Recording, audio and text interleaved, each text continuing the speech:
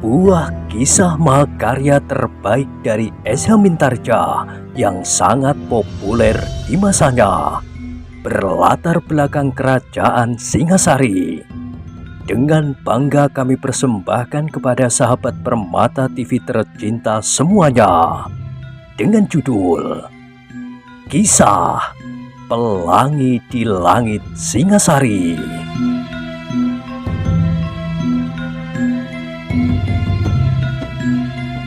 Pada kesempatan yang sangat baik ini, kita masuk pada episode yang ke-256. Selamat menikmati.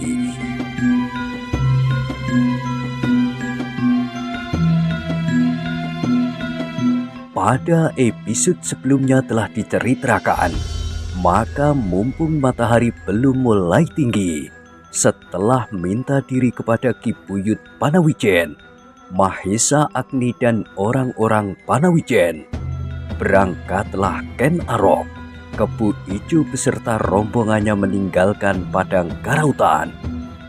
Terasa juga di dada mereka sesuatu membebani perasaan, tetapi semakin jauh mereka dari rimbunnya dedaunan dan hijaunya persawahan di sekitar bendungan itu, maka hati mereka pun menjadi semakin ringan. Meskipun mereka memerlukan lewat di sebelah taman yang mereka buat, namun taman itu tidak menumbuhkan perasaan haru seperti padukuhan Panawijen yang baru mulai berkembang itu. Setelah mereka terlepas sama sekali dari daerah yang selama ini mereka bangun dengan kerja yang keras, maka perjalanan mereka pun menjadi semakin lama semakin cepat.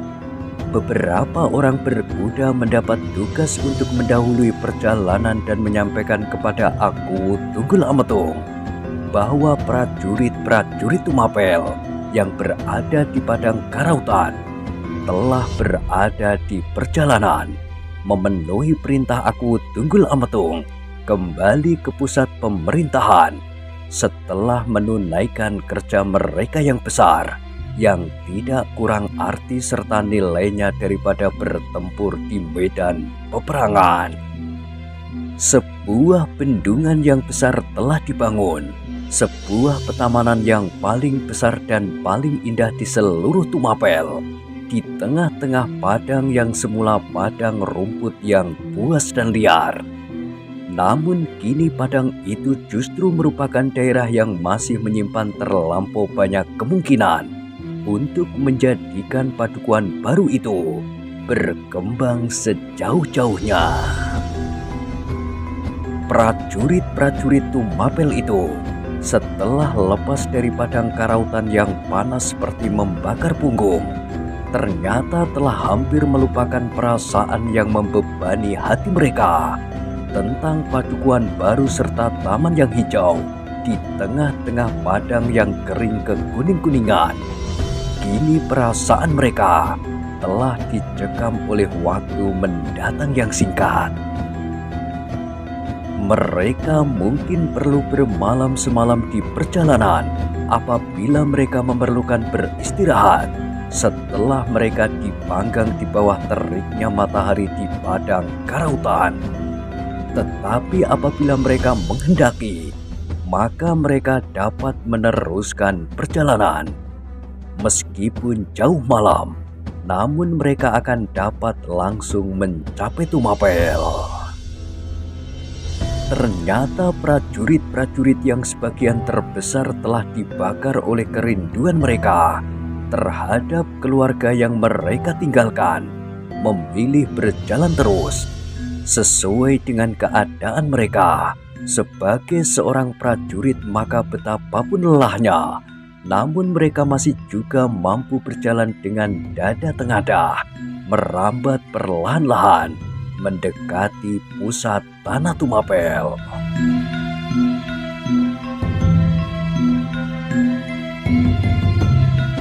Beberapa orang prajurit yang keadaannya kurang menguntungkan dan benar-benar telah kelelahan, diam-diam membiarkan dirinya tertinggal oleh kawan-kawan sekelompoknya Tetapi diam-diam pula mereka meloncat masuk ke dalam pedati-pedati. "Hei, kenapa kau naik?" bertanya sais pedati itu. "Sst, kakiku hampir patah." "Lalu bagaimanakah kira-kira kalau tiba-tiba saja kita bertemu dengan musuh di saat-saat seperti ini? Apakah kau tidak juga dapat bangkit?" "Dalam keadaan serupa ini, musuh akan lenyap dengan sebuah hembusan dari mulutku." "Kau mengigau?" "Karena aku yakin bahwa tidak ada sebutir musuh pun yang mendekat. Perampok-perampok dan penyamun yang kadang-kadang dapat membentuk dirinya menjadi sebuah gerombolan yang besar. Mereka tidak akan membunuh diri, menyamun dan merampok sepasukan prajurit yang lengkap dengan senjatanya. Hanya perampok dan penyamun yang gila sajalah atau yang sudah berputus asa yang akan melakukannya." Baik, tidur sajalah. Tidur sajalah prajurit malas," desis sais itu dengan jengkelnya. Dan prajurit itu pun benar-benar mencoba untuk berbaring. Tetapi seorang kawannya yang berada di dalam pedati itu juga menarik kakinya dan memaksanya untuk duduk sambil memeluk lututnya. Karena ternyata pedati itu akhirnya menjadi penuh. Kecuali isi pedati itu sendiri, juga ada beberapa orang lain yang naik ke atasnya. Para prajurit itu memasuki kota Tumapel ketika kota itu telah menjadi lelap. Regol-regol halaman telah tertutup dan gardu-gardu perondaan pun telah menjadi sunyi. Meskipun demikian, 1-2 orang peronda yang duduk terkantuk-kantuk telah melihat mereka dengan hati berdebar-debar. "Prajurit-prajurit yang berada di padang karautan telah datang," desis mereka satu sama lain. "Iya, di malam yang larut seperti ini, seperti hantu memasuki daerah maut. Hus, jagalah mulutmu. Justru prajurit-prajurit itu akan menambah kota ini menjadi ramai. Jumlah mereka tidak seberapa, pengaruhnya pun tidak seberapa pula." Yang lain mengangguk-angguk. Lebih baik untuk menyelimuti dirinya dengan ujung kain panjang daripada berbantah tentang prajurit-prajurit itu. Sekali ia menguap, kemudian tubuhnya tersandar dinding sambil mendengkur. "Persetan!" geram kawannya. Baru saja mulutnya terkatup, ia sudah tertidur. Pasukan yang dibawa oleh Ken Arok memasuki kota di jauh malam itu langsung pergi ke alun-alun Tumapel. Pagi-pagi mereka mengharap Akuwu akan menerima mereka. Kemudian mereka akan mendapat kesempatan untuk beristirahat 1-2 hari di rumah masing-masing. Dengan demikian, maka malam itu para prajurit Tumapel yang kelelahan telah terserak-serak di alun-alun Tumapel. Mereka yang terlampau sulit lagi untuk bertahan segera membaringkan diri dan tidur mendengkur di mana saja ia meletakkan dirinya. Ketika matahari muncul dari balik cakrawala, maka Tumapel seolah-olah terbangun pula dari sebuah mimpi. Orang-orang yang kebetulan lewat di samping alun-alun itu terkejut. Mereka tidak tahu kapan prajurit-prajurit itu datang. Tiba-tiba saja mereka telah berserakan di alun-alun dalam pakaian yang kotor dan keringat yang masih tampak membekas di dahi mereka, dilekati oleh debu yang keputih-putihan. Akuwu Tunggul Ametung sambil mengangguk-angguk mendengar laporan bahwa prajurit-prajurit Tumapel yang ditempatkan di padang karautan kini telah berada di alun-alun. Gila! Geram Akuwu. Agaknya semalam mereka berjalan terus. Biar sajalah mereka menunggu. Aku belum siap untuk menerima mereka di pagi-pagi begini. prajurit yang menyampaikan laporan kedatangan kawan-kawannya dari padang karautan itu mengerutkan keningnya, namun ia tidak berani membantah atau bahkan bertanya apapun. Ia pun tidak sanggup. "Cepat!" teriak aku. "Katakan kepada mereka, tunggu sampai aku siap. Tunggu sampai matahari naik ke puncak beringin." Tanpa disadarinya prajurit itu berdesah. "Apa? Kenapa kau berdesah, Prajurit itu tergagap ketika tiba-tiba saja aku Tunggul Ametung meraih tangannya dan mengguncangnya. Maka tanpa sesadarnya terloncat pula dari mulutnya. Ampun tuanku, para prajurit itu ingin segera dapat beristirahat dan pulang ke rumah masing-masing. Mereka telah terlampau rindu kepada keluarga mereka." "Persetan! Salah siapa apabila mereka harus menunggu terlampau lama di alun-alun itu, Salah siapa? Aku tidak memerintahkan mereka untuk datang terlampau pagi. Aku masih ingin tidur, dan aku ternyata tidak akan menemui mereka setelah matahari naik setinggi pohon beringin. Aku akan menerima mereka senja nanti apabila matahari telah hampir tenggelam. Katakan kepada mereka, mereka harus menunggu aku. Yang tidak sabar lagi, suruh mereka pergi, tetapi mereka tidak boleh kembali lagi." Prajurit itu menjadi berdebar-debar, tetapi mulutnya mengucapkan pertanyaan pula. "Bagaimana mereka makan, tuanku?" "Itu bukan urusanku. Aku tidak pernah menanyakan kepada mereka bagaimana mereka makan di padang karautan." Tetapi prajurit itu masih ingin bertanya, namun tiba-tiba mulutnya terbungkam. Aku mendorongnya sehingga hampir saja ia jatuh terlentang, dan didengarnya aku membentak keras-keras, "Tutup mulutmu. Kalau sekali lagi kau mengucapkan sepatah kata saja, aku tampar pipimu sampai gigimu rontok." Prajurit itu menjadi gemetar dan duduk sambil menundukkan kepalanya. "Cepat! Cepat pergi!" teriak aku. Tetapi ketika prajurit itu beringsut dari tempatnya, tiba-tiba ia tertegun. Ia melihat seseorang berlari-lari memasuki ruangan itu tanpa memohon izin lebih dahulu. Begitu langsung meloncati telundak pintu ruangan dan menghadap aku Tunggul Ametung. Di belakangnya tertati-tati seorang emban tua mengikutinya. Orang itu adalah Permaisuri Kendedes. Tanpa disangka-sangka, dengan wajah yang cerah, Permaisuri itu berkata, "Tuanku, para prajurit di padang karautan itu kini telah tiba. Mereka menunggu tuanku menerimanya." Aku Tunggul Ametung mengerutkan keningnya. Desahnya, "Iya, aku sudah mendengar dari prajurit ini. Dari mana kau tahu?" "Seseorang melaporkan kepadaku pula bahwa ia telah melihat prajurit-prajurit itu datang dan kini berada di alun-alun." "Biar sajalah," jawab aku. "Mereka menunggu tuanku. Semalaman mereka berjalan terus. Mereka mengharap segera dapat bertemu dengan keluarga mereka." Kendedes berhenti sebentar lalu sambil melangkah mendekat ia berkata lirih, "Silahkan tuanku, silahkan tuanku segera membersihkan diri. Para pelayan telah mempersiapkan air hangat dan bahkan kali ini dengan klika kayu cendana.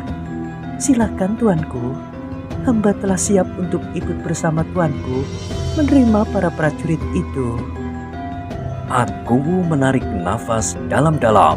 Dipandanginya prajurit yang masih duduk di hadapannya sambil menekurkan kepalanya. Untuk sejenak aku tidak dapat menjawab permintaan Kendedes itu. Baru saja ia membentak prajurit yang kini masih duduk di hadapannya. Tetapi kemudian ia mendapat permintaan yang serupa. namun kali ini dari permaisurinya. "Tuanku," berkata Ken Dedes kemudian. "Marilah tuanku. Apakah yang tuanku tunggu? Apakah tuanku belum menerima laporan bahwa kini mereka sedang menunggu kehadiran tuanku?" Aku Tunggul Ametung menarik nafas dalam-dalam. Perlahan-lahan ia berdesah. Prajurit itulah yang melaporkan kedatangan mereka. Dan prajurit itu pun berkata bahwa mereka kini sedang menunggu aku. Mereka ingin segera pergi ke rumah masing-masing. "Tepat tuanku, seperti yang hamba dengar. Nah, kalau begitu silakan tuanku membersihkan diri. Hamba sudah siap." Sekali lagi aku menarik nafas ketika ia memandangi wajah prajurit yang duduk di depannya, yang tanpa disadarinya sedang memandang wajah aku pula. Maka tiba-tiba aku membentak, "Hei, apa katamu?" Prajurit itu tergagap. Hamba tidak berkata apa-apa, tuanku." "Kau tertawa, Juga tidak, tuanku. Hamba tidak tertawa, tersenyum pun tidak."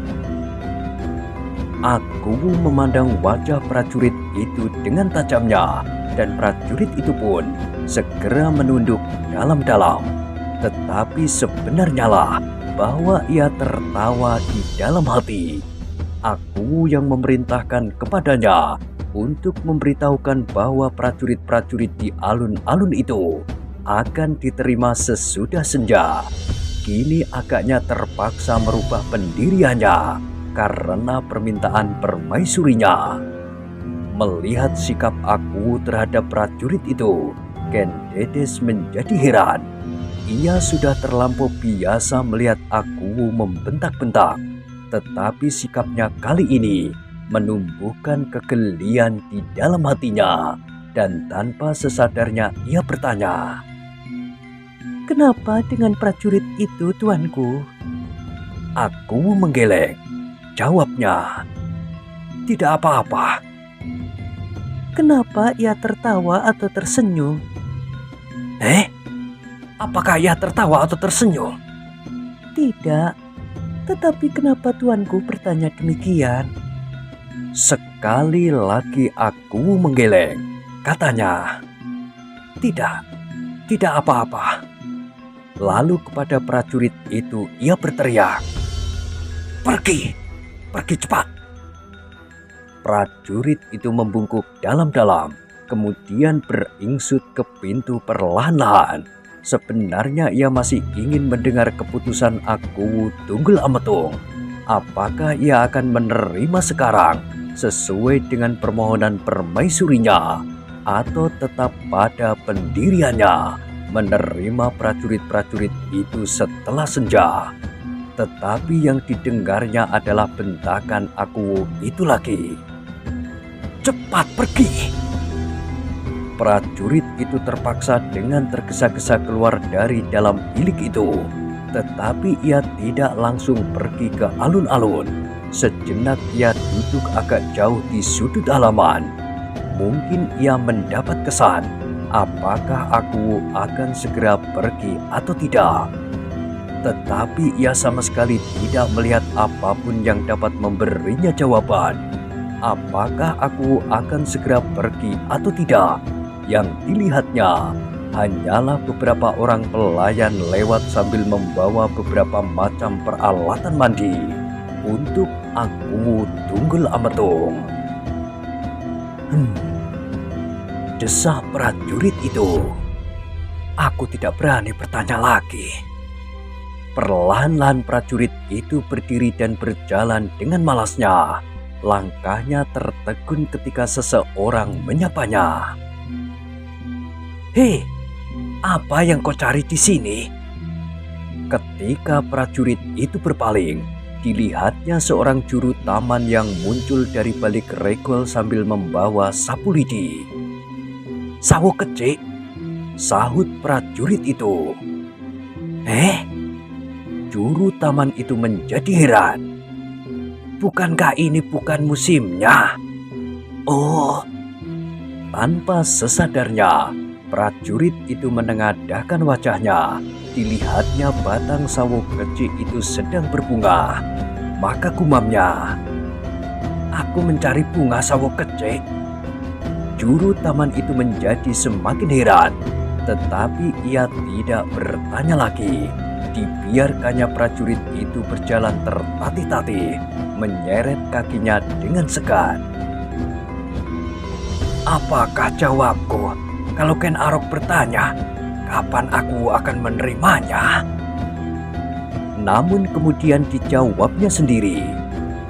Aku dapat menjawab apa saja, tetapi sebaiknya aku katakan bahwa aku hanya mengiyakan saja tanpa memberikan batas waktu. Tetapi prajurit itu masih tetap ragu-ragu. Sekali lagi ia berhenti. Mungkin ia dapat melihat sesuatu di istana, sehingga ia mampu menjawab pertanyaan Ken Arok. Aku akan menunggu sejenak. Mungkin aku mendapat jawabnya. Mungkin dari seorang emban. Mungkin dari seorang pelayan yang lain. Prajurit itu tiba-tiba melangkah kembali. Dimasukinya sebuah ruangan di belakang istana. Dapur. "Apa yang kau cari pagi-pagi begini?" bertanya seorang juru masak kawan prajurit itu. "Tidak apa-apa. Aku sedang menunggu kabar. Apakah aku akan pergi ke alun-alun pagi ini atau tidak?" "Duduklah. Kalau kau mau, kau dapat makan meniran itu." Prajurit itu tidak menjawab, tetapi tangannya segera meraih sebungkus meniran dan menyuapkannya di mulutnya. 1, 2, dan ternyata ia menghabiskan 5 bungkus. Namun dalam pada itu, meskipun setiap orang yang lewat di depan pintu dapur ditanyanya, namun tidak seorang pun yang tahu apakah aku akan pergi ke alun-alun pagi itu. "Persetan," geramnya. "Aku akan pergi kepada Ken Arok. Aku akan berterus terang bahwa aku tidak tahu." Tanpa minta diri kepada kawannya yang sedang sibuk, prajurit itu melangkahkan kakinya dengan tergesa-gesa pergi ke alun-alun. Tetapi alangkah terkejutnya prajurit itu ketika ia sampai di luar regol halaman istana. Ia melihat bahwa ternyata aku dan Permaisuri beserta beberapa pengawalnya sudah berdiri di depan barisan prajurit Tumapel yang baru saja datang dari padang karautan.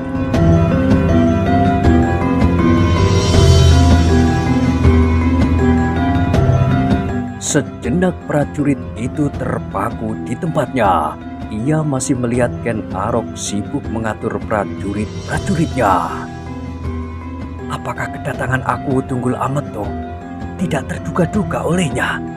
Tiba-tiba sekali, dan agaknya telah mengejutkan Ken Arok dan seluruh pasukannya. Akhirnya prajurit itu tidak menampakkan dirinya. Ia berlindung di balik pintu regol dan mencoba mengintip apa yang terjadi di alun-alun itu dari kejauhan. "Hei!" bentak prajurit yang bertugas di regol. "Apa yang kau lakukan? Apakah kau sedang bermain sembunyi-sembunyian bersama anakmu?" "Hus!" prajurit itu berdesis. "Jangan ribut. Aku sedang mengintip." "Mengintip siapa?" "Permaisuri. Yang aku maksud, aku Tunggul Ametung. Apakah ia menerima prajurit-prajurit yang datang dari padang karautan itu dengan wajar?" "Kenapa harus bersembunyi?" "Tidak apa-apa. Itu urusanku. Kalau kau mau melihat dari depan regol sambil bertugas, lakukanlah." Prajurit itu tidak menyahut, tetapi ia melangkah dan berdiri di sisi regol sambil memandi tombaknya. Namun ia sempat juga ikut menyaksikan upacara penerimaan kembali para prajurit yang datang dari padang karautan. Sebenarnya lah, bahwa Ken Arok terkejut sekali ketika tiba-tiba dari regul depan halaman istana, Aku Tunggul Ambetung dan permaisuri beserta pengawalnya langsung menghampiri prajurit-prajuritnya yang sama sekali masih belum siap. Ken Arok masih menunggu seorang prajurit yang menghadap Akuwu dan menunggu keterangan daripadanya. Apakah Akuwu segera dapat menerima mereka? Namun sebelum prajurit itu datang kembali kepadanya dan memberitahukan keputusan Akuwu Tunggul Ambetung, ternyata Akuwulah yang lebih dahulu datang, apalagi bersama permaisurinya.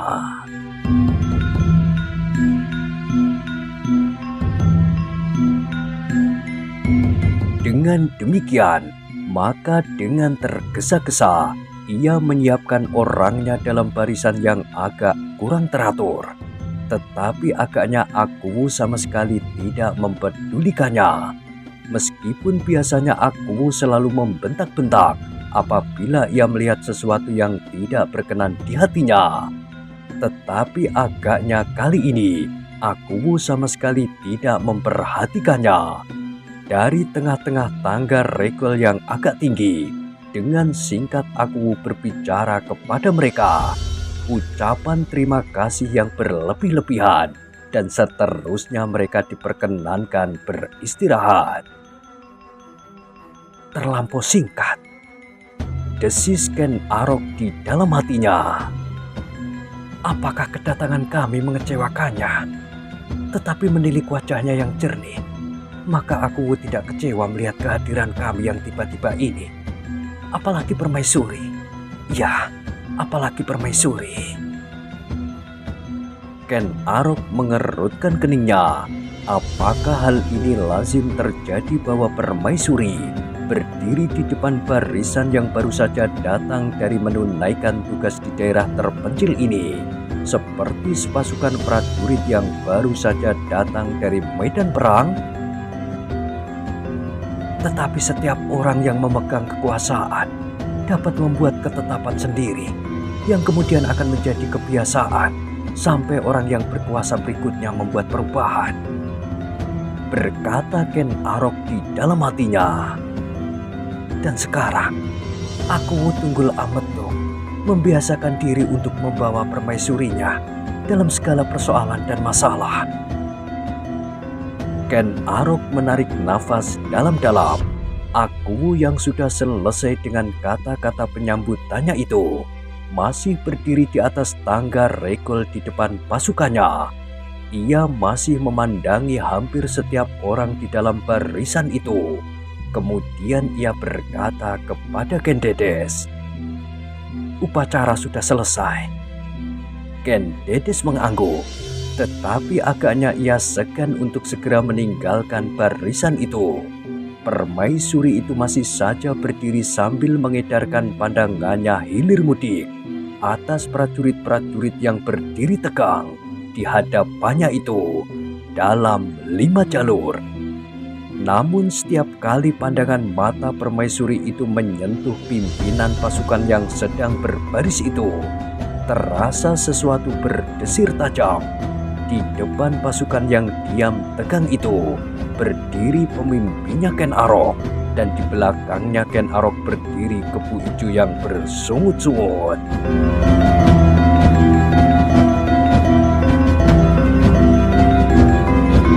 Apabila Ken Arok merasa upacara penerimaan itu terlampau singkat, maka Kepu Ijo dan para prajurit yang lain merasa alangkah tersiksanya berdiri tegak di alun-alun dalam panas matahari meskipun masih pagi.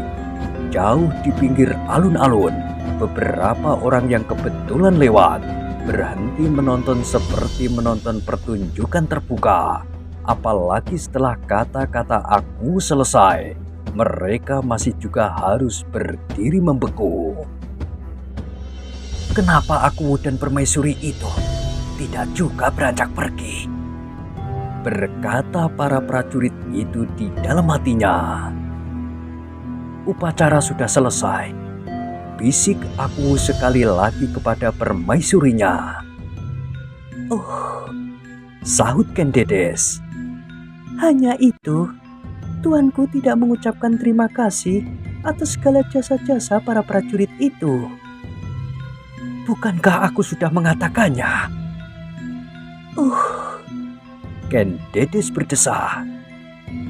Tetapi, bukankah tuanku dapat mengucapkan terima kasih atas nama hamba karena mereka telah ikut serta membuat bendungan? Sudah aku katakan, apakah kau tidak mendengar? Oh, tetapi apakah tuanku Akuwu sudah mengucapkan terima kasih pula atas taman yang indah dan menyenangkan itu? Sudah. Di manakah kau selama ini? Meskipun kau berada di sampingku, tetapi agaknya kau sedang berangan-angan tentang sesuatu yang tidak ada hubungannya sama sekali dengan kehadiran prajurit-prajurit ini. Bukankah kau yang minta kepadaku agar mereka ditarik kembali dari padang? Oh, iya. Agaknya hamba kurang mendengarnya. Maaf tuanku, hamba memang sedang merenung tentang bendungan itu sendiri. Mudah-mudahan orang-orang Panawijen dapat memeliharanya sebaik-baiknya. Kita bicarakan di istana, tetapi kini upacara ini sudah selesai. Ken Dedes mengangguk-anggukkan kepalanya, tetapi ia masih tetap berdiri di tempatnya, sehingga Akuwu memandanginya dengan heran. Meskipun demikian, Akuwu Tunggul Ametung itu tidak segera mendesak permaisurinya lagi. Bahkan ia membiarkannya saja berdiri termangu-mangu.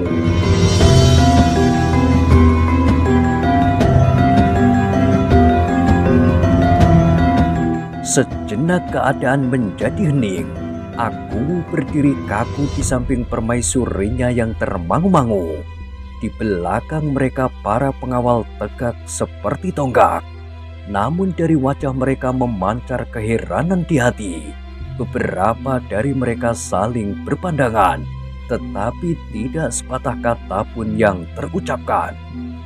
Sedang para prajurit yang berdiri di alun-alun, di bawah tangga regol istana itu pun menjadi semakin heran pula. Mereka benar-benar merasa tersiksa dengan upacara yang aneh itu. Sementara itu, matahari merayap semakin tinggi di kaki langit. Panasnya pun mulai terasa menyentuh kulit. Beberapa orang prajurit yang telah menahan kerinduan mereka terhadap sanak keluarga menarik nafas dalam-dalam. Dalam sekali.